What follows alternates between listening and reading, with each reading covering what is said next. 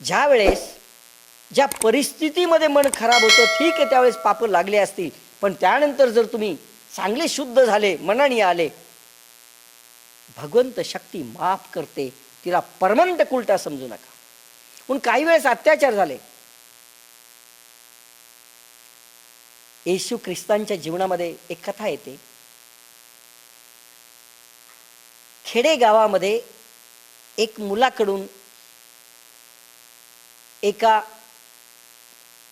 पोरीशी अतिप्रसंग झाला, किंवा ती पोरगी डिबॉचरस निघाली, किंवा तिने व्यभिचार केला. शिक्षा दिली त्या काळात की हिला दगडाने ठेसून मारा. न्यायमंडळ असत त्या गावची, असा व्यभिचार आपण खपून घेणार नाहीत. मग ह्या पोरीला प्रत्येकाने दगड मारायचा आणि तिला संपवायचं. गाव एकत्र आलं. योगायोगाने येशू ख्रिस्त आले.